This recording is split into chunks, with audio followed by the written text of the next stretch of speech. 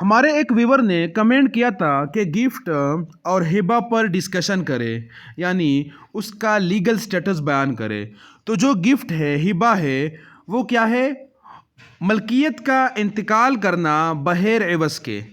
और मलकियत माल जो होता है वो इमूवेबल प्रॉपर्टी भी होती है और मूवेबल प्रॉपर्टी भी होती है, मंकूला और हेर मंकूला जायदाद। अब हिबा दो तरह का होता है। एक हिबा वो है जो हेर वारिस को किया जाता है, यानी हेर वारिस को मालिक बनाया जाता है, उसे गिफ्ट और हिबा ही कहते हैं। लेकिन एक हिबा वो है जिसमें अपने ही वारिस को मालिक बनाया जाता है, तो उसे कहते हैं तमलीक। और इन दोनों में सिर्फ ये फ़र्क है कि जो हेर वारिस को किया जाता है वो हिबा है, और जो अपने वारिस को किया जाता है वो क्या है? तमलीक है। जो गिफ्ट है वो एक्सप्लेन किया गया है ट्रांसफ़र ऑफ प्रॉपर्टी एक्ट 1882 के सेक्शन 123 में, और 129 में भी मज़ीद एक्सप्लेनेशन हुई है। सेक्शन 123 में 4 शराइत बताए गए हैं। एक डोनर होना चाहिए, एक डोनी होनी चाहिए, और तीसरी जो शर्त है वो डिलीवरी ऑफ प्रॉपर्टी होनी चाहिए, यानी पोजेशन देना चाहिए, और चौथी शर्त जो है वो रजिस्ट्रेशन है। लेकिन जो सेक्शन 129 है वो ये कहता है कि जहाँ पर इस्लामिक लॉ हो तो उसको ओवरराइडिंग इफ़ेक्ट हासिल है। तो जो इस्लामिक शराइत है वो 3 है, उसमें रजिस्ट्रेशन ऑफ प्रॉपर्टी नहीं है, और वो है मुहम्मदन लॉ। जो चैप्टर 6 है मुहम्मदन लॉ का, वो क्या करता है? गिफ्ट को एक्सप्लेन करता है, और उसमें मनसूखी गिफ्ट की भी बताता है कि गिफ्ट किस तरह मनसूख किया जाता है और कब मनसूख किया जाता है, और गिफ्ट के शराइत क्या है, और कब मनसूख नहीं किया जाता है। तो ये वजाहतें दी गई है, और गिफ्ट में शराइत क्या है, और कौन कौन वो गिफ्ट डिलीवर कर सकता है और कौन रिसीव कर सकता है।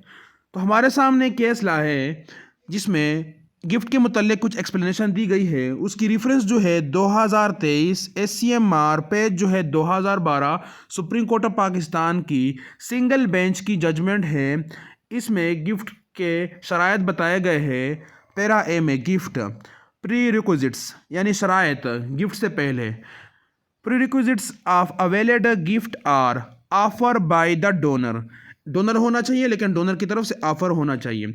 It's acceptance by the Downey, जो रिसीवर है उसकी तरफ से कबूल, यानी एक्सेप्टेंस होना चाहिए। And the delivery of the possession, और कब्जा देना चाहिए। Valid gift comes into existence as soon as the 3 ingredients are completed। जब ये 3 शराइत मुकम्मल हो तो गिफ्ट कंप्लीट हो गया, यानी ये जो गिफ्ट है उसको लीगल स्टेटस अटेन हो गया, गेन हो गया। और ये जो गिफ्ट है इसे कहते हैं ओरल गिफ्ट, और जिसमें चौथा शर्त भी हो, जिसमें रिटर्न होता है, रजिस्ट्रेशन होता है, उसे कहते हैं रिटर्न गिफ्ट। अब पैरा बी है, इसमें डोनर क्या चाहता है? Seeking cancellation of a gift. Gift हेबा किया है, अब वो डोनर कैंसलेशन चाहता है, तो कैंसलेशन हो सकती है या नहीं, कब हो सकती है, इसमें एक्सप्लेनेशन दी गई है। Record suggested that upon the oral gift में 3 शराइत होते हैं। जो रिटन गिफ्ट है उसमें चौथा शर्त रजिस्ट्रेशन का होता है। The mutation in question was affected by the donor in the name of the Downey respondent, यानी म्यूटेशन हुई है, इंतकाल हुआ है, और जो हेबा है, जो गिफ्ट है, वो इफेक्टेड है, लीगल इफेक्ट रखता है। Subsequently in a suit for possession through right of preemption filed, शिफात का दवा भी दायर किया गया है बाय द डोनर नैसी, जो बांजा या बांजी है उसकी तरफ से, against the respondent. The donor appeared before the court and made a statement under oath acknowledging, उन्होंने कबूल किया, माना, that the gifted the disputed property to the respondent and thereafter transferred it to the name of the respondent in the revenue record through the mutation in question. जो इंतकाल challenge किया गया है इसके ज़रिए से मैंने मुतनाज़ा प्रॉपर्टी रिस्पॉन्डेंट को गिफ्ट कर दी, हिबा कर दी। अब डिस्प्यूटेड प्रॉपर्टी क्यों कही गई है? क्योंकि ये प्रॉपर्टी दावे में है, जायदाद मुतदाविया है। इससे पहले वो मुतनाज़ा ज़मीन नहीं थी, ये मुराद है। वो ये नहीं कह सकता है कि ये ज़मीन तो मेरी थी ही नहीं, फिर मैंने गिफ्ट कर दिया, फिर गिफ्ट कैसे हो गया। लेकिन डिस्प्यूटेड इसलिए कहा गया है कि यहाँ पर यह प्रॉपर्टी डिस्प्यूटेड बन चुकी है, यहाँ पर इस प्रॉपर्टी पर तनाज़ा है जो गिफ्ट हो चुकी है और वो रिवर्स करना चाहता है, उस गिफ्ट को कैंसिल करना चाहता है। Trial court held that the respondent was in possession of the property and had declared that it was a result of a valid gift.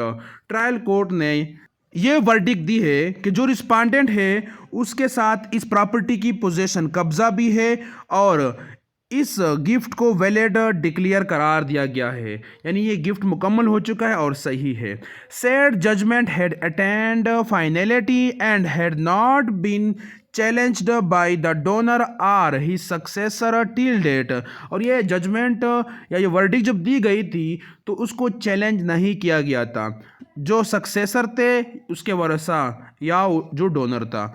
Donors statement in the preemption suit before the competent court of law. अब जो दावा शिफा है उसमें donor का बयान है proved his bona fide intention, free will and consent, and thereby confirmed the execution of a valid gift and acceptance of the mutation in question in the previous litigation। जो previous litigation है उससे साबित होता है कि offer भी हुई है, एक्सेप्टेंस भी हुई है, और जो ऑफर है वो फ्री विल अपनी मर्जी के साथ हुआ है, रजामंदी के साथ हुआ है, बहर जबर के और बहर इकरा हुआ है या बिला इकरा। Revenue record reflected that the donor himself appeared before the revenue authorities and signed the mutation in question in presence of the revenue authorities and the witnesses। और जो डोनर है वो खुद ही पटवार में गया है और गवाहों के मौजूदगी में जो इंतकाल है उसको साइन किया है, यानी उसको सब कुछ मंजूर था कि मैं ये प्रॉपर्टी गिफ्ट कर रहा हूँ और गवाहान की मौजूदगी में सब कुछ किया है। तो यहाँ पर सारा ग्राउंड्स बताया जा रहा है कि जब भी कोई प्रॉपर्टी गिफ्ट करना हो तो जो रिसीवर है और जो डोनर है या जो डोनी है वो दोनों क्या करेंगे कि गवाहान की मौजूदगी में ये म्यूटेशन जो है वो साइन करेंगे और जो कब्ज़ा है पोजीशन वो डिलीवर करेंगे, तब कोई भी ऑब्जेक्शन एराइज नहीं किया जाएगा। यहाँ पर तो सारा ग्राउंड ही साफ है, तो डोनर का जो कैंसिलेशन है वो बेमानी है। Declaration of gift by the donor gathered strength by the several transaction between him. यहाँ पर जो इंतकाल हुआ है डोनर और रिस्पॉन्डेंट डोनी के दरमियान, ये मजबूत कर देता है जो गिफ्ट है। गैदर्ड यानी जमा कर देना, स्ट्रेंथ किस बुनियाद से, म्यूटेशन से, जो इंतकाल हुआ है, ट्रांजैक्शन हुआ है, वो गिफ्ट को मजबूत कर रहा है और डिक्लेयर करार दे रहा है with regard to transfer of property through the mutation in question. सारी ही सारी जो मद्दा है वो म्यूटेशन इंतकाल पर कड़ी है। जब म्यूटेशन हो गया, डिलीवरी ऑफ पोजेशन प्रॉपर्टी हो गई, तो गिफ्ट कंप्लीट हो चुका है। Under such circumstances the donor could not resile, यानी इनकारी नहीं हो सकता है, अब भाग नहीं सकता है फ्रॉम हिज डीड, जो रिटर्न थिंग्स है, इंस्ट्रूमेंट है। हेंस वाज स्टॉप्ड, उसको रोका गया है, उसका राइट ही नहीं है कि वो ऑब्जेक्शन करे to challenge the validity of the gift on any ground. अब वो कोई भी प्ली एराइज नहीं कर सकता है। Statement of the donor before the trial court in the present proceeding revealed show that he did not say anything with regard to fraud as alleged by him in the plaint. जो plaint में fraud की plea arise की गई है वो statement में कुछ बयान नहीं कर रहा है, या जो उसका स्टेटमेंट है, प्रोसीडिंग है, उसमें फ्रॉड के बारे में कोई जिक्र नहीं है या कोई शे मौजूद नहीं है। Nor had he produced any evidence in this behalf. As such, the donor was unable to prove the allegation of fraud. In such circumstances, successor of the donor was not entitled, हकदार नहीं है, to seek cancellation, revocation of the valid gift. Appeal filed by the successor of the donor was dismissed. जो fraud के बारे में plea ली गई थी उसके मुतल्लिक कोई एविडेंस पेश नहीं किया गया और ना डोनर ने कुछ कहा और ना कुछ वाज़ेह आ रहा था कि यहाँ पर फ्रॉड हो रहा है। और दूसरी बात ये कि जो जानशीन है वो रसा है उसको कोई हक़ हासिल नहीं है कि वो एक वैलिड गिफ्ट को कैंसिल करे। और कैंसलेशन रिवोकेशन कब होती है? रिवोकेशन के बारे में बताया गया है pre condition for revocation of a gift, यानी गिफ्ट की मनसूखी कब हो सकती है? As provided by section 167 of the Muhammadan law is that it can only be revoked before delivery of possession। ये एक ही शर्त है कि कब्ज़े से पहले गिफ्ट की मनसूखी हो सकती है। इट इम्प्लाइज दलालत करता है या लागू होता है that despite declaration of gift bye donor and it's acceptance by the Downey, क्या पर डिक्लेयर ही किया गया है, ऑफर एक्सेप्टेंस हुई है, the donor may challenge it's mind and may not complete the gift bye not delivering the possession, कि तब ही challenge हो सकती है जब डिलीवरी ना हो। और जहाँ पर डिलीवरी भी हो चुकी है, डिक्लेरेशन सब कुछ हो चुका है और गवाहान की मौजूदगी में म्यूटेशन पर साइन भी हो चुका है, तो ये गिफ्ट कैंसिल नहीं हो सकता है, ये गिफ्ट कंप्लीट है। तो इस प्रेसिडेंट केस लॉ में हमने ये पढ़ा कि जो मुहम्मदन लॉ है उसका सेक्शन 167 में रिवोकेशन के बारे में बताया गया है।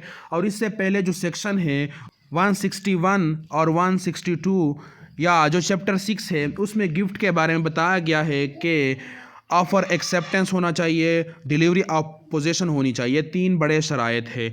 और जो ट्रांसफ़र ऑफ प्रॉपर्टी एक्ट है 1882 उसमें के सेक्शन 123 में गिफ्ट के बारे में बताया गया है। और गिफ्ट कब कंप्लीट होती है? जब ऑफ़र एक्सेप्टेंस गवाहान की मौजूदगी में हो और फिर म्यूटेशन हुई हो, यानी ट्रांसफ़र ऑफ प्रॉपर्टी हुई हो रेवेन्यू अथॉरिटी या रेवेन्यू रिकॉर्ड में, और वो प्रॉपर्टी का जो ट्रांजैक्शन है वो साइन हुआ हो बाय डोनर बिफोर विटनेसेस, यानी विटनेस की मौजूदगी में, तो ये गिफ्ट जो है ये कंप्लीट हो चुका है।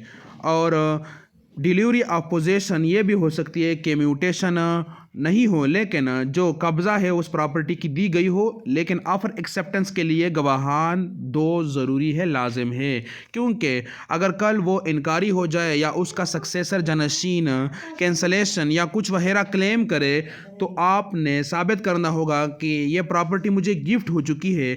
ऑफ़र एक्सेप्टेंस इन 2 गवाहान की मौजूदगी में हुआ है और जो पोजेशन है वो मैं मौके पर काबिज़ हूँ, मुझे पोजेशन डिलीवर हो चुकी है, पोजेशन दी गई है।